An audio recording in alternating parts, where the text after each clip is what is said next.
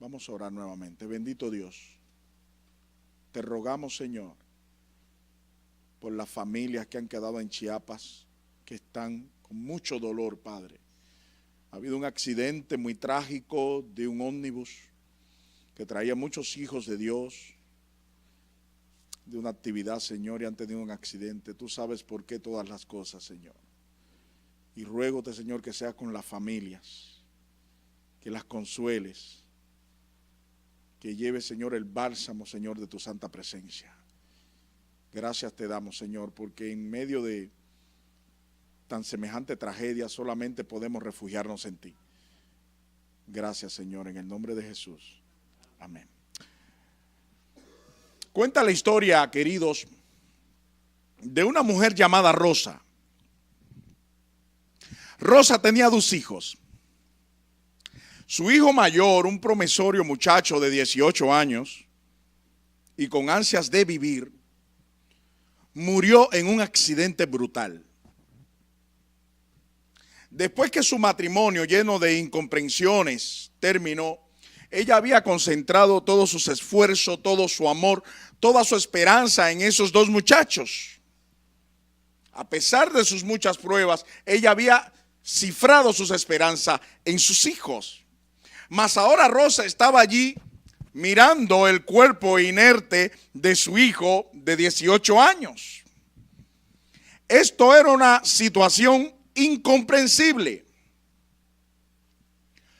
¿Cómo aceptar que Dios es amor cuando duele la vida?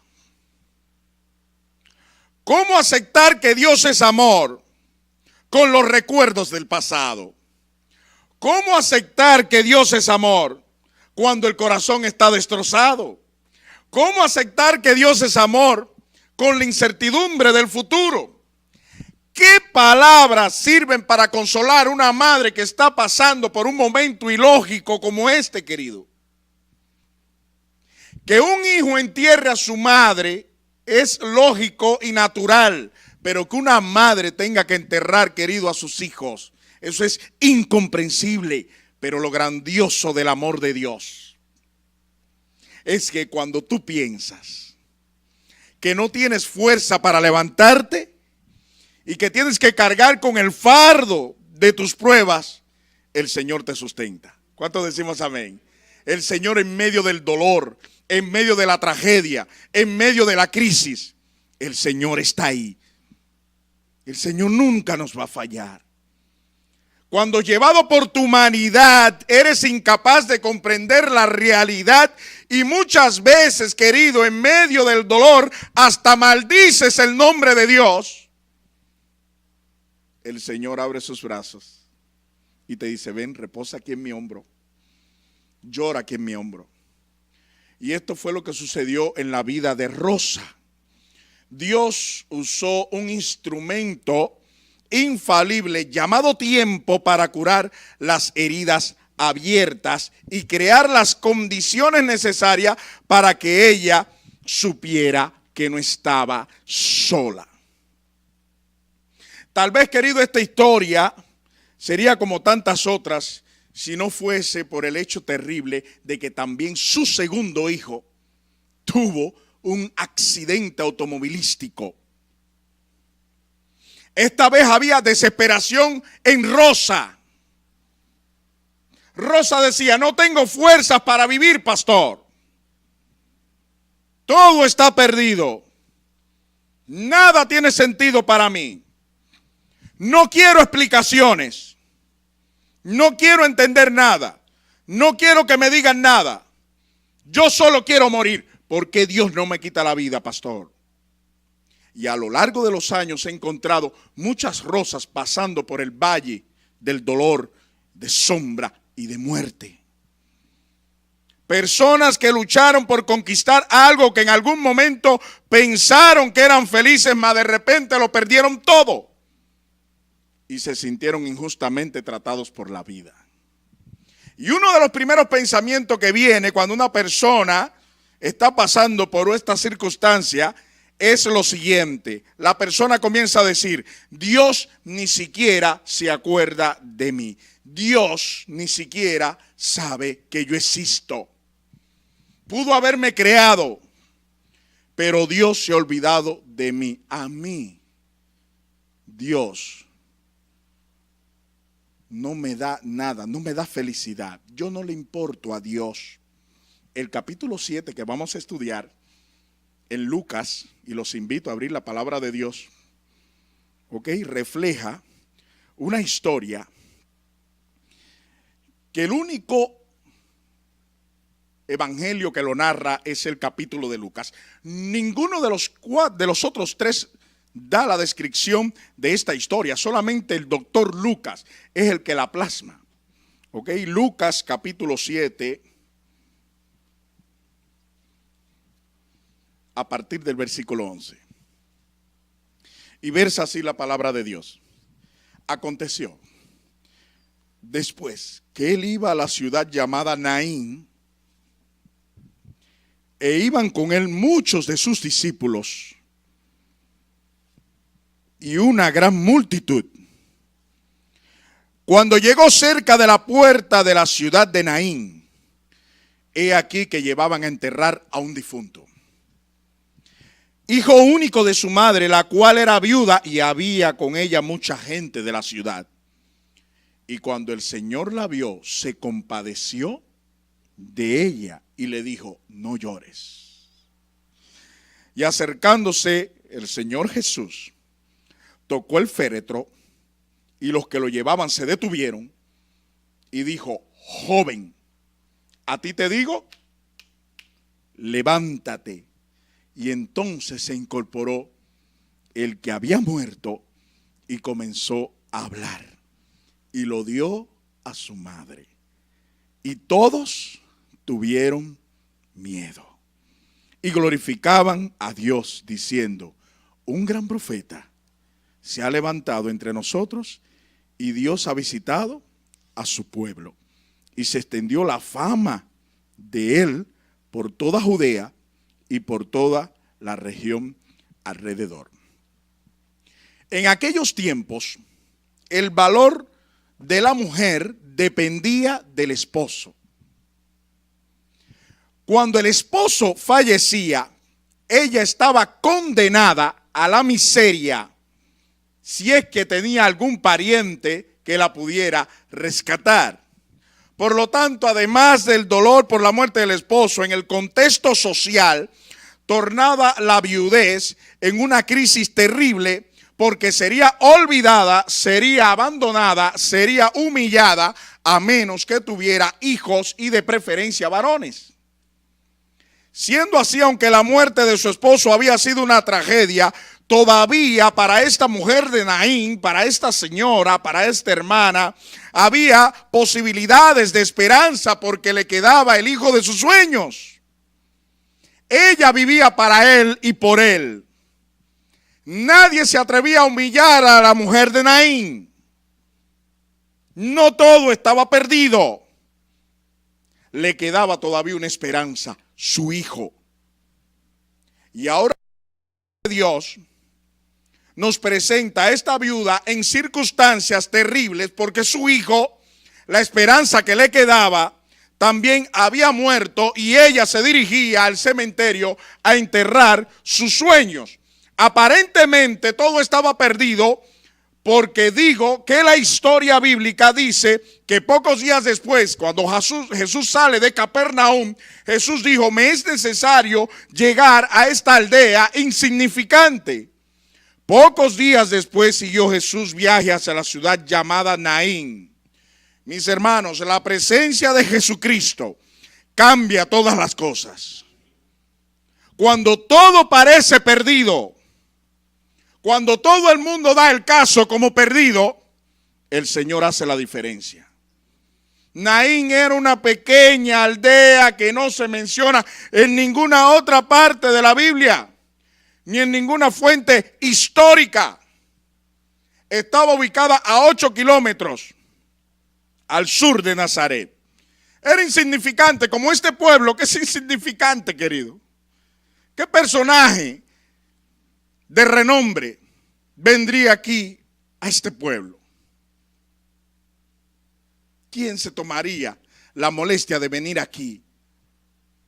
¿Qué gobernador, qué senador, y menos un presidente, se tornaría en venir aquí, a este lugar en donde ustedes viven acá? ¿Y saben por qué Jesús, querido, fue allí y se acordó de esta ciudad? Porque allí, querido, lejos de las grandes ciudades, había una mujer que lloraba la muerte de su hijo. Por eso yo digo que no existe dolor que Jesús no conozca. Si tú estás pasando hoy por un dolor, si tú estás pasando hoy por una crisis, si tú estás pasando hoy por una enfermedad, si tu matrimonio se está destruyendo, si tus hijos están en la droga, si tus hijos están lejos, Jesús, querido, está aquí para ayudarte. Él nunca te ha abandonado y en algún momento Dios te va a traer alegría. En algún momento. Porque ni la caída de un cabello, todos nuestros cabellos están contados delante de Dios, todos. Ni la muerte de un pajarillo, todo. Dios se da cuenta de todo. Él se ocupa de cada uno de nosotros. Y no importa dónde tú vivas, el Señor siempre se va a interesar por ti. A veces tú, herido por la vida, sin fuerzas para levantarte, incapaz de creer que hay una salida, y tú puedes sentirte en esta noche tentado a decir: el Señor, por mucho que el predicador me diga, por mucho que el predicador me hable, el Señor no se acuerda de mí. Querido, Señor sí se acuerda de ti. El hecho de que tú estés aquí ya, respirando, y te levantes cada día respirando, cada día que tú veas una flor que sale, es una prueba fehaciente de que el Señor te cuida. ¿Quién no comió hoy? ¿Alguien me puede levantar la mano? ¿Quién no probó un bocado de pan hoy? Todos comieron, ¿verdad? ¿Gracias a quién? Gracias a Dios, querido. Gracias a Dios. Hoy estamos aquí. Por eso el Señor se dirigió a aquella pequeña aldea, preocupado por el sufrimiento de la viuda, y con certeza se va a acercar a nosotros. ¿Alguna vez imaginaste que hubiera sido de nosotros si Cristo no hubiera dejado allá la adoración de los ángeles? Muchos creen que Jesús estaba tocando la guitarra allá. ¿Ok? Muchos creen que Jesús está tocando el violín allá y que no se acuerda de nosotros que estamos aquí en la tierra. Jesús, para que aprendan, Jesús está intercediendo hoy por cada uno de nosotros en el santuario celestial. En el santuario celestial está nuestro Jesús intercediendo como abogado. Cuando nosotros caemos en pecado, cuando tú voluntariamente decides apartarte de Dios y hacer lo malo delante de Dios, Dios se interpone entre el hombre y el Padre y le muestra al Padre sus manos heridas y le dice: todavía papá, todavía hay tiempo, perdónalo, todavía. Por eso debemos agradecer siempre a Dios por sus ricas bendiciones, por su protección. Estábamos condenados a muerte. Nuestras promesas no cumplidas y nuestras buenas intenciones poco podían hacer por nuestra salvación. Todo estaba perdido hasta que vino Jesús trayendo salvación, y no con sangre de machos cabríos ni con becerras, sino con su propia sangre obtuvo eterna redención para siempre. El enemigo es un enemigo, hermanos, vencido. Vencido. El enemigo no tiene poder sobre nosotros.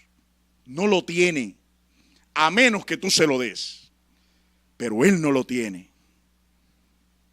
Mis queridos, tú y yo no merecemos nada.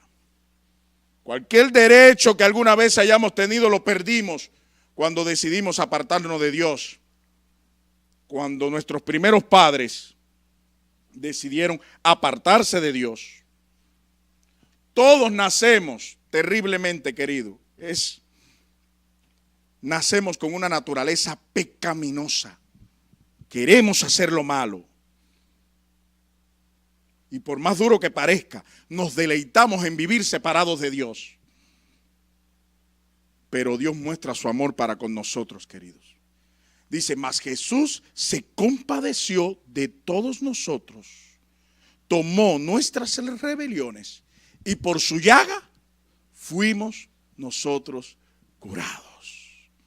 El texto bíblico continúa relatando que cuando Jesús fue a Naín, iban con él muchos de sus discípulos.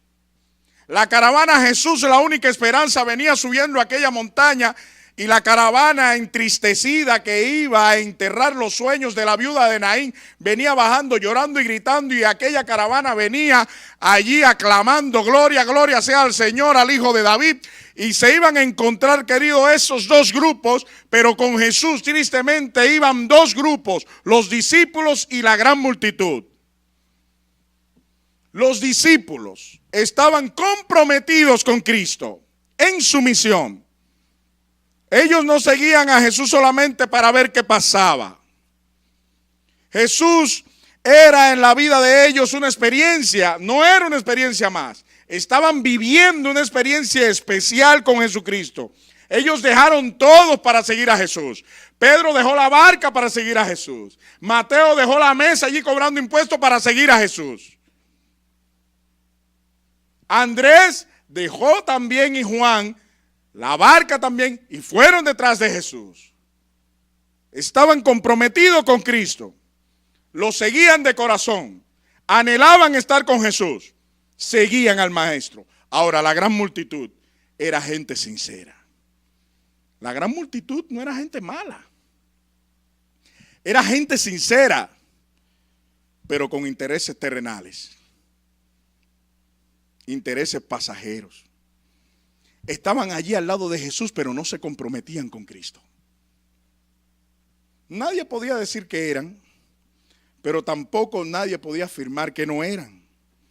Y trayendo esta aplicación a nuestros días, podemos decir que esos de la gran multitud eran personas que iban a la iglesia de vez en cuando.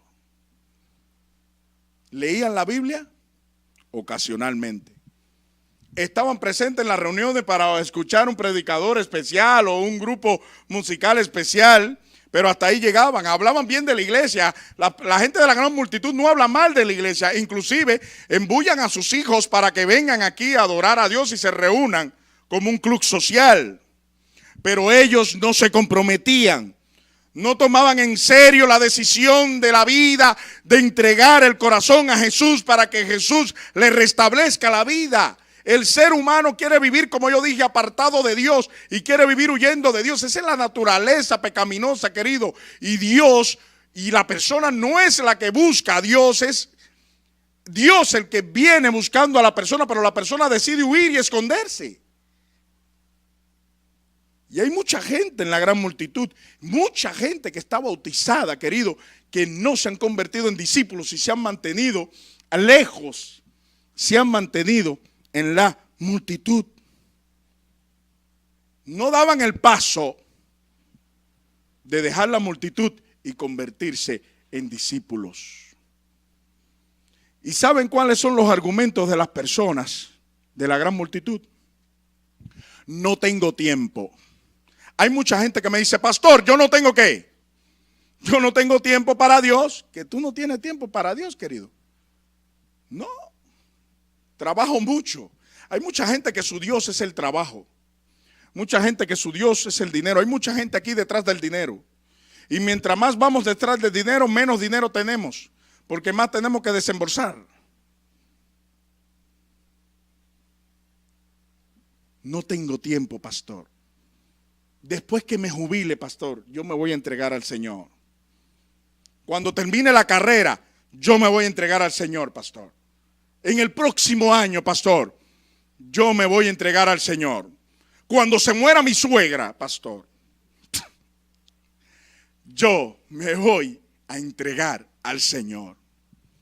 Yo prefiero quedarme aquí. Yo prefiero quedar observando aquí de lejos. Y yo pregunto hoy, ¿discípulos somos o gran multitud? ¿Qué somos? ¿Qué somos? ¿A cuál de estos dos grupos pertenecemos?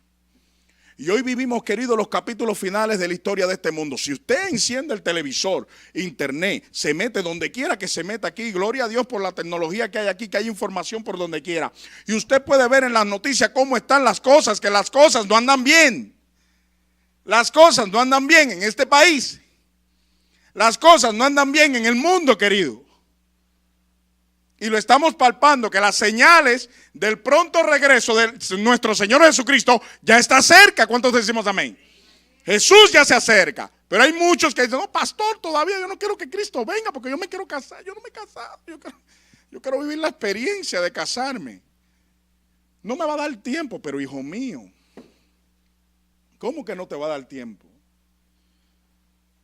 Si no te has casado aquí, te vas a casar en la tierra nueva.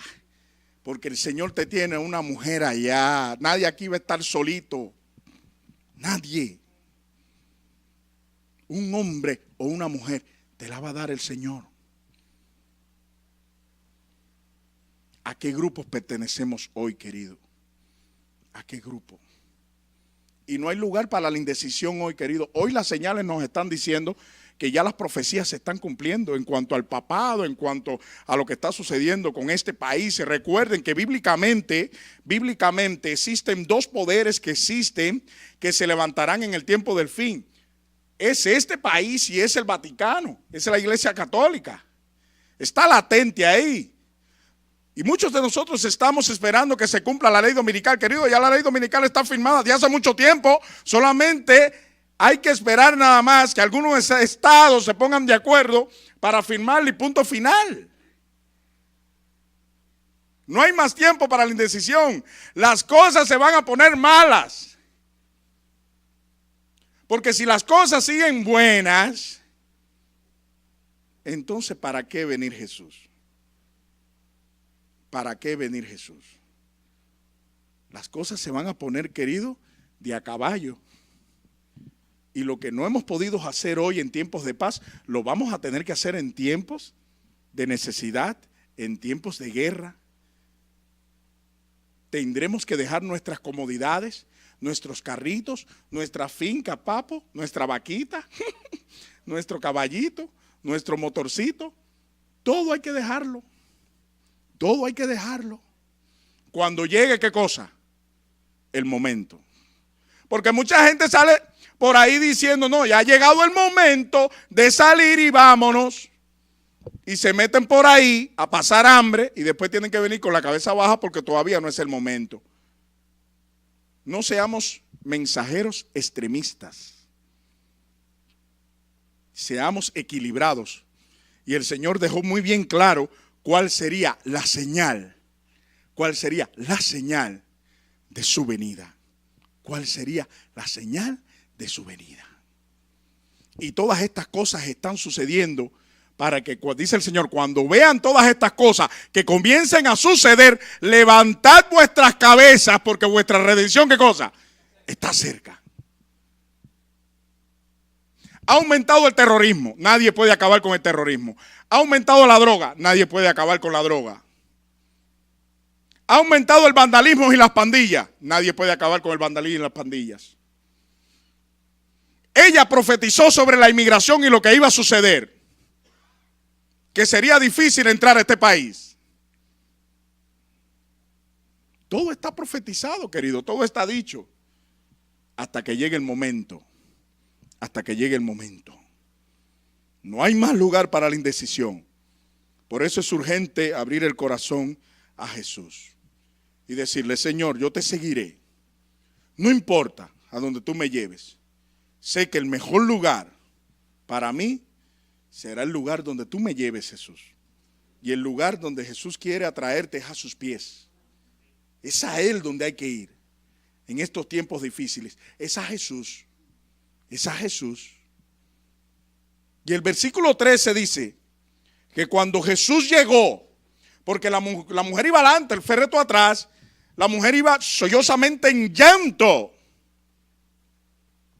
Y Jesús le dijo, no llores. Y yo pregunto, ¿cómo yo le voy a decir a una madre que no llore en medio de una situación como esta? No llores.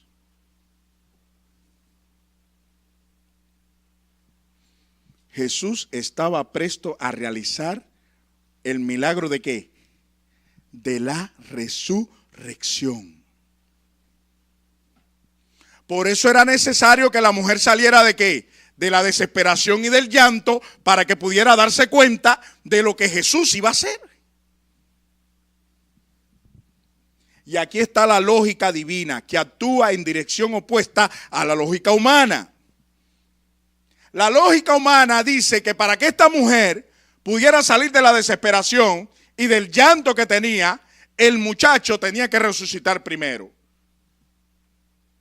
Pero la lógica divina dice que primero tú tienes que dejar de llorar, de preocuparte, de salir de la desesperación, para tú ver los actos milagrosos de Dios. Hay muchas veces que Dios quiere, querido, hacer el milagro en tu vida, pero la desesperación hace que tú no puedas ver el milagro de Dios. Y mucha gente está cometiendo la locura de hasta del suicidio, querido. Hasta del suicidio. Hace poco una hermana en un camporil que estuvimos allá en Conroe me contó su historia de su hijo. Muchacho promisorio, lindo, buen mozo, me lo enseñó en la foto, cómo su hijo se había ahorcado. Muchacho que había nacido en el evangelio, pero tristemente por malas compañías se había desviado, se había apartado de Dios, se había apartado de sus hermanos, se había apartado de la iglesia y finalmente cayó en la droga y después no tenía cómo salir. ¿Cómo salir? Lo llevaron a un hospital.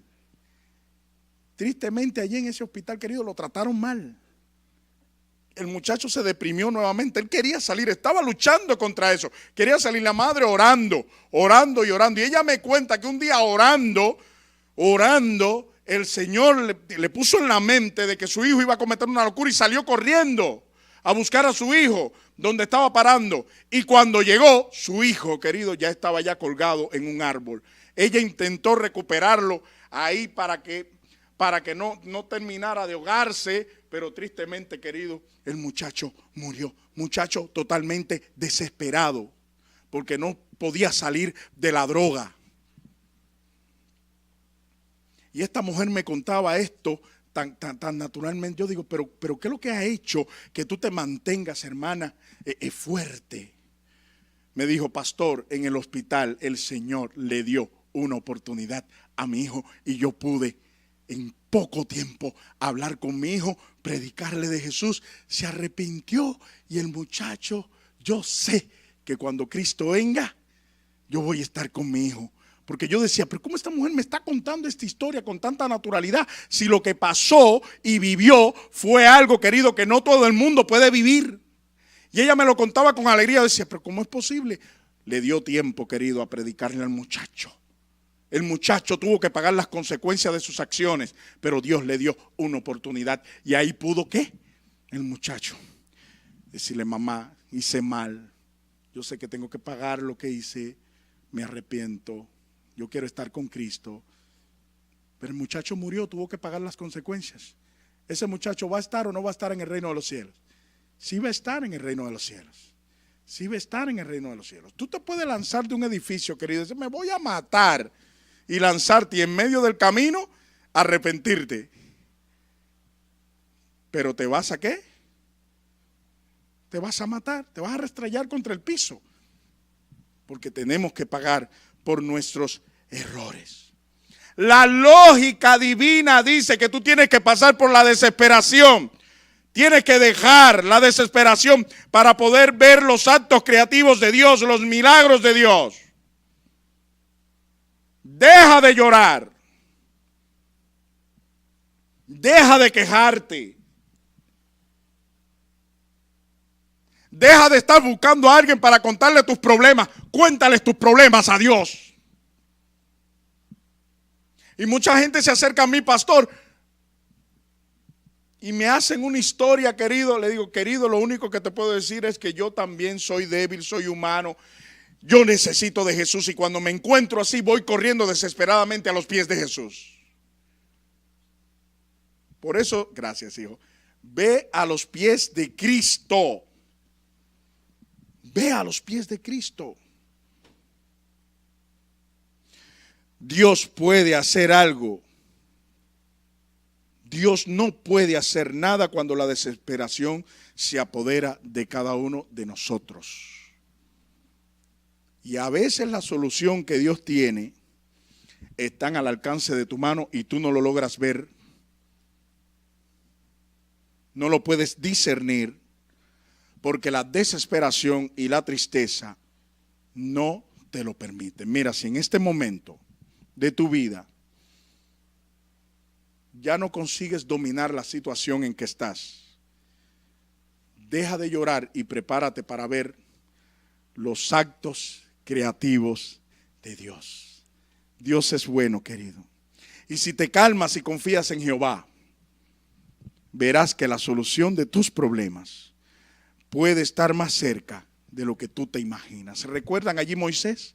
Qué situación frente al Mar Rojo, entre Valpeor y aquella montaña, no tenían salida. Y venía todo el ejército de Faraón, querido, como dice la canción, venía todo el ejército de Faraón, 600 carros de caballo y prácticamente 1.000.000 de soldados, querido, para arriba de los judíos, de los hebreos, frente al mar, querido. Y en medio de aquella situación que no había salida, Dios proveyó una salida para su pueblo. Partió el mar en dos, querido, y atravesaron los hijos de Israel por en medio de las aguas, y una columna de fuego se levantó y pudo paralizar al ejército de Faraón. Y cuando el ejército de Faraón se atrevió a meterse entre las dos columnas de agua, allí entonces Moisés con la vara hizo que el mar se cerrara y todos fueron sepultados, y así fue humillado Faraón y todo su ejército. Cuando tú crees que no hay salida, querido, Dios te trae una salida. ¿Ustedes creen que todo esto que está sucediendo con los inmigrantes, toda esta situación, querido, que Dios no tiene una salida? Tú vas a ver la salida que Dios va a tener.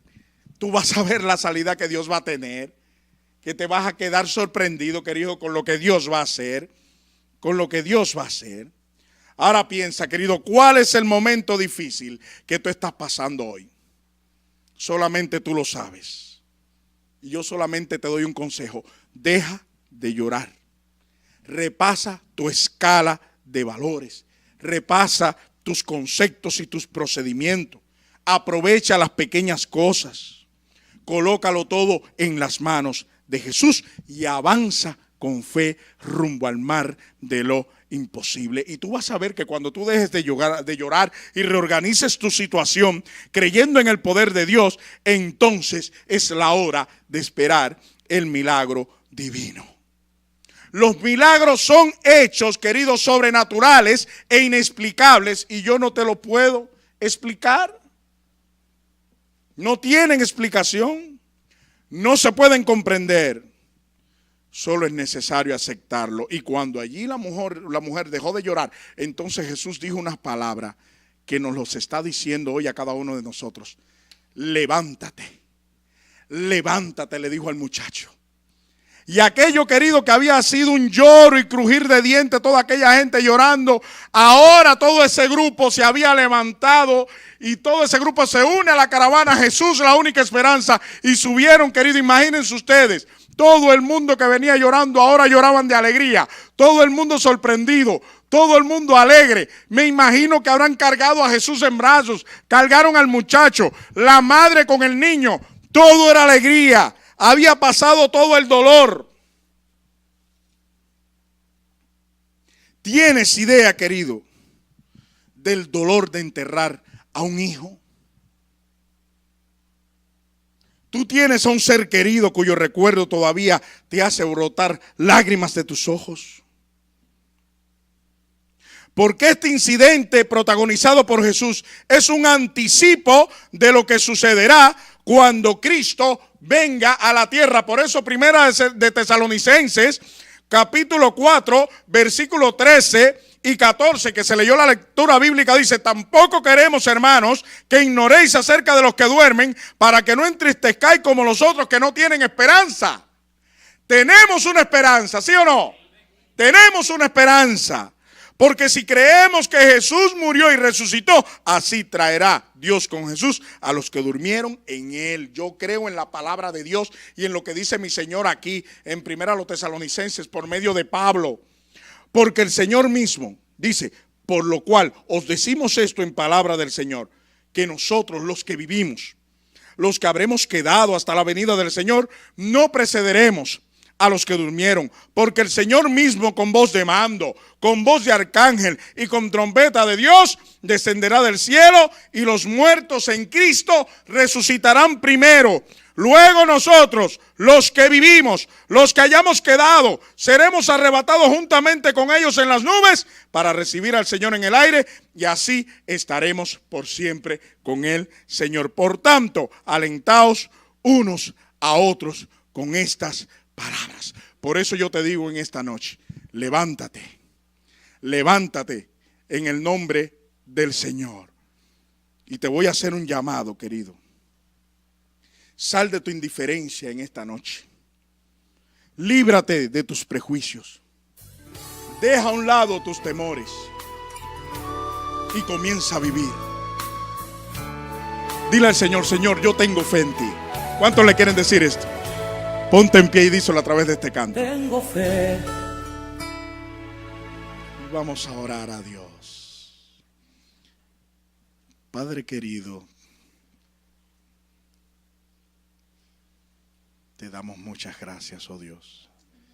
En medio de la quietud de esta oración, Señor, quiero ponerte delante de ti a todos estos hijos tuyos que están acá, a los que vinieron hacia adelante, a los que quedaron en el banco. Y te pido que tú lo llenes de tu paz, que derrames sobre ellos bendiciones hasta que sobreabunde. Ese es mi deseo, Señor, que tu iglesia se levante, una iglesia poderosa, que tenga mucha fe en el Señor y confianza. No importa las guerras, no importa lo que haya de venir en el futuro, nosotros confiamos en el Señor y sabemos que el Señor nos guardará. Si hemos de ir a la tumba y ser de aquellos que hemos de morir, permite que podamos morir confiando en ti y nuestro último pensamiento sea Jesús. Y si hemos de quedar vivos hasta el día de la persecución, permite, oh Dios, que podamos mantenernos firmes como una roca, mirando hacia el cielo constantemente, sabiendo que nuestra liberación y nuestra redención está cerca. Bendice a todos acá. Bendícelos a todos, Señor. Todos los que están enfermos, sánalos, Señor. Ellos tienen fe. Y si es tu voluntad que ellos sean sanados en esta hora, hazlo, Señor, conforme a tu santa y divina voluntad. Que el poder de Dios se derrame sobre esta iglesia. Necesitamos de ti, oh Padre. Estos son tiempos difíciles y el diablo quiere apartarnos de ti. No permitas que lo haga, Señor. Escuda nuestros hogares. Que tus santos ángeles estén con nosotros, escudando nuestros hogares y nuestras vidas, y que puedan levantar sus alas, interponiéndose así para que no hagan daño a tus hijos. Pero permite que tus hijos sean obedientes y tengan fe. Y aquellos que no se hayan entregado totalmente, permite, Señor, que en esta hora puedan entregar, en este momento de premura, puedan entregar antes que sea demasiado tarde. No sabemos si mañana despertaremos con vida. Eso no lo sabemos. Por eso, si hay alguna persona aquí que necesita, Señor, entregar su corazón, su vida, permite que lo pueda hacer en este momento. Gracias te damos, Señor, porque tú escuchas nuestras plegarias. Por eso nos retiramos en esta noche hacia nuestros hogares con la bendita confianza, Señor, de que hoy hemos escuchado y hemos visto a Dios cara a cara por medio de tu palabra. Bendícelos a todos y que todos vayan felices hacia sus hogares. En el nombre de Jesús.